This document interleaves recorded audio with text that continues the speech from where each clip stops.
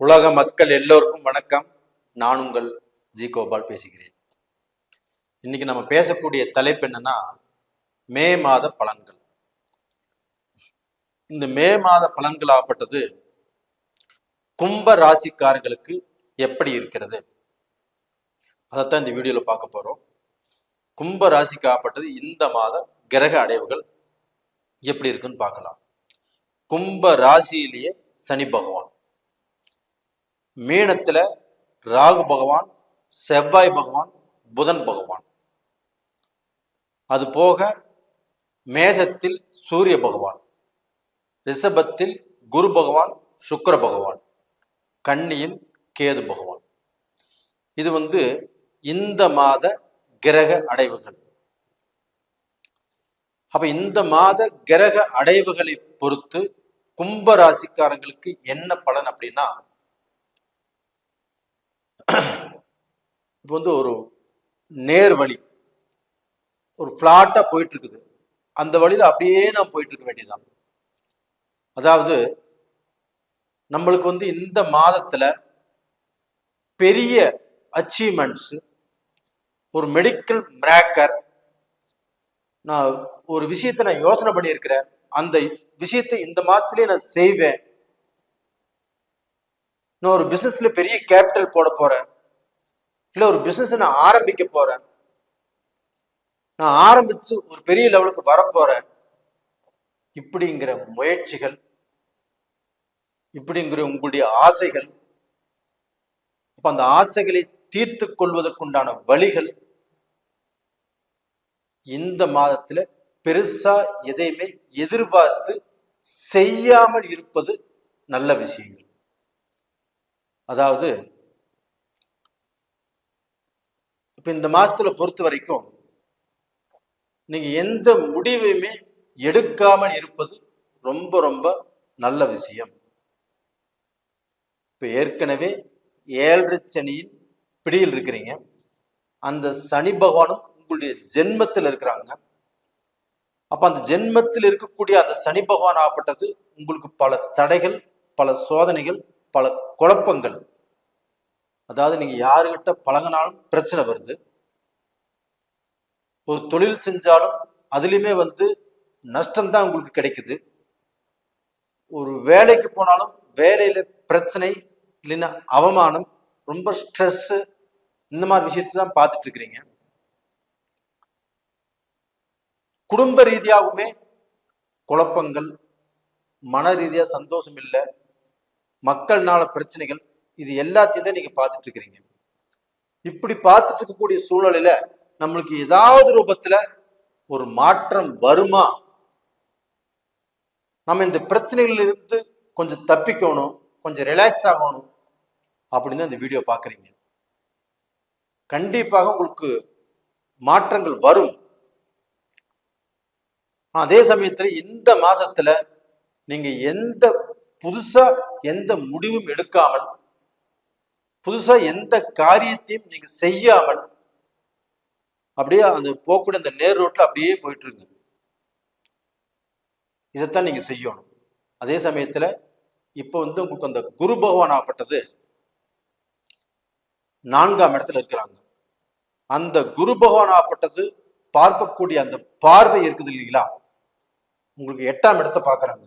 அந்த 8ஆம் இடத்தை பார்ப்பதால், இந்த சொல்லக்கூடிய பாயிண்ட் நல்லா ஞாபகிச்சுக்கோங்க, அந்த குரு பகவான் உங்களுக்கு உங்க ராசிக்கு 8ஆம் இடத்தை பார்க்கறாங்க. அந்த 8ஆம் இடம் என்பது என்ன? ஆயில், கண்டம், பிரச்சனைகள், அதாவது நம்மளுக்கு போலீஸ் ஸ்டேஷன், கோர்ட்டு கச்சேரி, அவமானம், இது எல்லாத்தையும் சொல்றதுதான் அந்த 8ஆம் இடம்.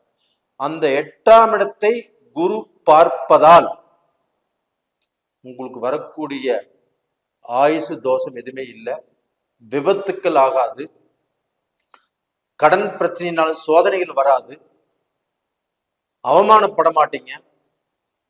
இந்த மாதிரி சூழ்நிலைகளில் இருந்து தப்பிப்பதற்குண்டான வாய்ப்பு குருடைய பார்வையினால கிடைச்சிருக்குது.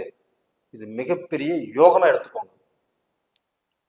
நம்மளுக்கு நல்லது நடக்கலினாலும் பரவாயில்ல, கெட்டது நடக்காம இருந்தா சரியில்லையா, கெட்டது நடக்காமல் இருந்தால் சரிங்களா இல்லைங்களா? அப்ப நல்லது நம்மளுக்கு நடக்கும்னு எதிர்பார்த்து ஒரு கெட்டது நடந்துச்சுன்னா, ஒரு அசிங்கம் நடந்தால் அது எவ்வளவு குழப்பம், எவ்வளவு பிரச்சனை. அப்ப அந்த அசிங்கமோ அந்த கெட்டதோ நடக்காமல் கண்டிப்பாக இந்த குரு பகவான் ஆப்பட்டது தடுத்து கொடுக்கிறாரு. இது போக பாத்தீங்கன்னா சுபகாரியங்கள்.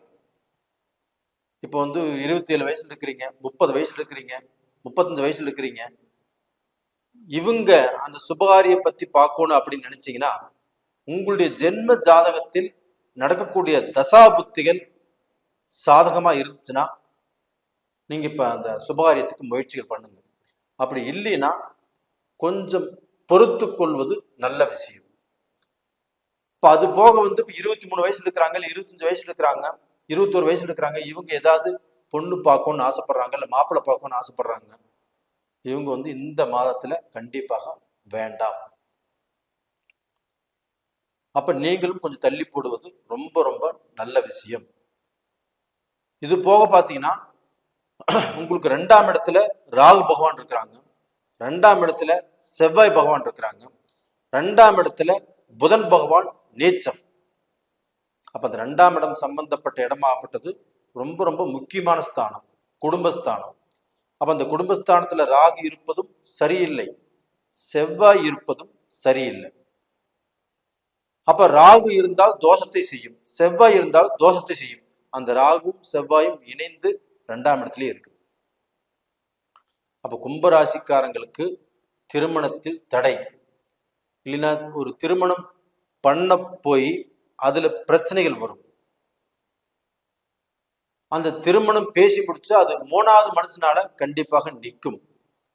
இல்ல கல்யாண மண்டபத்துல கண்டிப்பா மண்டபம் வரைக்கும் அந்த திருமணம் நடைபெறாமல் போகும். இது மாதிரி சூழ்நிலைகள் தான் இப்ப இருக்குது. அதனால இது எல்லாமே மனசுல வச்சுக்கிட்டு இந்த காலகட்டத்துல திருமண பேச்சு எடுக்காமல் இருப்பது நல்ல விஷயம். இது போக உங்களுக்கு 5ஆம் இடத்து அதிபதி புதன் பகவான். அந்த புதன் பகவானும் மே 10ஆம் தேதி வரைக்கும் நீச்சம். அப்ப பூர்வீக சொத்துக்கள்லையோ இல்ல உங்களுடைய அப்பா, உங்களுடைய சித்தப்பா, பெரியப்பா இவங்க கூட அந்த ரிலேஷன்ஷிப்லயோ கண்டிப்பாக சில பிரச்சனைகள், சில குழப்பங்கள் வரக்கூடிய வாய்ப்புகள் இருக்குது. அப்ப அந்த மே 10ஆம் தேதி வரைக்கும் அவங்களோடு தேவையில்லாமல் பேசுவதோ, தேவையில்லாமல் அவங்க கூட பார்க்கணும் ஏதாவது நீங்க ஒன்று பண்ணிக்கிறதோ இதெல்லாமே அவாய்ட் பண்ணிருங்க. அந்த மே 10ஆம் தேதிக்கு மேல அந்த புதன் பகவான் ஆப்பட்டது பயிற்சியாகி மேசத்துக்கு வந்துருவாரு. அப்போ உங்களுக்கு அந்த 5ஆம் இடத்து அதிபதி நேச்சஸ்தானத்திலிருந்து ஒரு நல்ல ஸ்தானத்துக்கு வர்றது, புதனோடு சேர்ந்து புதாதித்ய யோகத்தோடு இருப்பது உங்களுக்கு யோகம். அப்ப அந்த 5ஆம் இடத்து அதிபதி புதன் நல்லா இருக்கிறதுனாலையும் அந்த 5ஆம் இடத்து அதிபதியோடு அந்த சூரிய பகவானும் இணைஞ்சு புதாதித்ய யோகம் கொடுப்பதனாலையும் உங்களுக்கு அந்த பூர்வீகம் சம்பந்தப்பட்டதோ, அண்ணன் தம்பிகள் சம்பந்தப்பட்டதோ, உங்களுக்கு சொத்து சம்பந்தப்பட்டதோ, உயர் பதவி சம்பந்தப்பட்டதோ, உங்களுக்கு தொழில் சம்பந்தப்பட்டதோ இதுல கொஞ்சம் மாற்றத்தை பார்க்கலாம். ஒன்றும் கவலைப்படாதீங்க. இது போக பார்த்தீங்கன்னா எனக்கு மைண்டே சரியில்லை, எனக்கு புத்தியே சரியில்லை, எனக்கு குழப்பமா இருக்குது, எனக்கு என்ன பண்ணணும்னு தெரியலன்னு ஒரு சிலர் புலம்பிட்டு இருக்கிறாங்க. அவங்க பார்த்தீங்கன்னா ஒரு கோயிலுக்கு போறதோ, ஒரு தியானம் பண்றதோ, ஒரு மெடிடேஷன் பண்றதோ ரொம்ப நல்ல விஷயம்.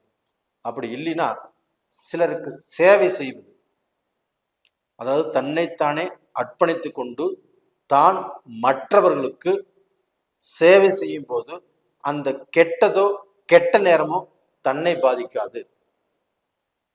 இது நல்லா தெரிஞ்சுக்கோங்க. தான் பார்க்க போனா ஒரு சேவை செய்வதனால அப்ப தான் தன்னை மறந்து தான் அடுத்தவங்களுக்கு தன்னை அர்ப்பணித்து அந்த சேவையை செய்வதால் கண்டிப்பாக உங்களுக்கு அந்த கெட்டது பாதிக்காது. 2வது பாத்தீங்கன்னா இந்த தொழில் ரூபத்துல கேவலப்பட்டு இருக்கிறேன், எனக்கு பிரச்சனைகள் வந்துட்டு இருக்குது, இந்த வேலையே வேண்டாம் நான் விட்டுறேன் அப்படின்னு முடிவெடுப்பதற்கு இது சரியான மாசம் அல்ல. அப்போ இந்த சமயத்துல எந்த முடிவும் எடுக்க வேண்டாம். அது போக நீங்க ஒரு ரிலேஷன்ஷிப்ல இருக்கிறீங்க, உங்களுக்குள்ள ஒரு பிரேக்கிங் வர மாதிரி தெரியுது. இவங்க வேண்டாம் அப்படின்னு சொல்றது இந்த மாசத்துல முடிவெடுக்க வேண்டாம். இல்ல ஒரு பொண்ணை பாக்குறீங்க, இல்ல ஒரு பையனை பாக்குறீங்க, நீங்க ப்ரப்போஸ் பண்ணணும்னு இருக்கிறீங்க, அதையும் இந்த மாதத்தில் செய்ய வேண்டாம். அப்ப இந்த மாதத்தில் முக்கியமான முடிவுகள் எதுவும் செய்யாமல் இருப்பது நல்ல விஷயம்.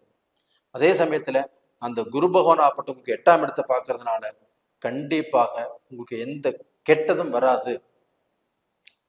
அப்ப நீங்க இப்ப இடம் மாற்றத்தையோ இல்ல பெருசா தொழில் மாற்றத்தையோ முக்கியமான முடிவுகள்ல மாற்றம் பண்றதும் எதுவுமே இந்த சமயத்துல செய்ய வேண்டாம்.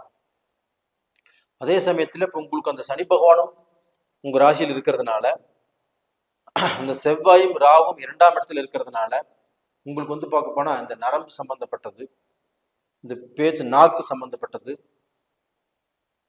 இந்த ஜாயிண்ட் பெயின் சம்பந்தப்பட்டது, இது மாதிரிலாம் வரும். அந்த மாதிரி பிரச்சனை வந்தாலும் கண்டிப்பாக மெல்ல மெல்ல சரியாகும், நல்லா வந்துடுவீங்க. இதே மாதிரி சீனியர் சிட்டிசன்ஸ், அவங்க இப்போ 60 வயசுக்கு மேல இருக்கிறாங்க, 60 வயசு தொடப்பாறாங்க.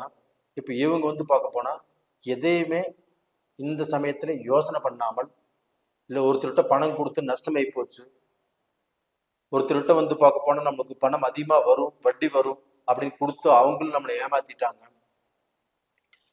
இப்போ ஒரு பணத்தை ஒன்று இன்வெஸ்ட் பண்ண, அதுவும் எனக்கு வீணா போயிடுச்சு, நான் என்ன செய்யறதுனே தெரியல அப்படின்ட்டு இருக்கிறவங்க கொஞ்சம் சாந்தமாக கொஞ்சம் பொறுமையாக இருப்பது நல்ல விஷயம். நேயர்களே, இப்ப கும்பராசிக்காரங்களை பொறுத்த வரைக்கும் பொறுமை, நிதானம், எதுலையுமே அவசரம் இல்லாமல் பொறுமையாக இருப்பது தான் ரொம்ப நல்ல விஷயம். இப்போ டோட்டலா பார்த்தீங்கன்னா இந்த பதிவு பிடிச்சிருக்குன்னு நினைக்கிறேன். பிடிச்சிருந்தா லைக் பண்ணுங்க, சப்ஸ்கிரைப் பண்ணுங்க, ஆல் அப்படிங்கிற பெல் பட்டனை ப்ரெஸ் பண்ணிக்கோங்க. உங்களுடைய ஜென்ம ஜாதகத்தில் நடக்கக்கூடிய தசா புத்திகள், உங்களுடைய நட்சத்திரம் என்ன, உங்களுடைய ராசி என்ன, உங்களுடைய லக்னம் என்ன, உங்களுக்கு நடக்கக்கூடிய தசை என்னன்னு பாருங்க. அது யோகமான தசையா இல்லை உங்களுக்கு பாவமான தசையா, உங்களுக்கு நடக்கக்கூடிய அந்த தசாகள் சாதகமா இருக்குதா பாதகமா இருக்குதா அப்படின்னு தெரிஞ்சுட்டு அடுத்த முடிவெடுங்க. அப்படி நீங்க பார்க்கணும்னு நினைச்சீங்கன்னா கீழே 2 நம்பர் கொடுத்துருக்குறோம், கான்டாக்ட் பண்ணுங்க. உங்களிடமிருந்து விடைபெறுவது உங்களின் ஜி கோபால். நன்றி, வணக்கம்.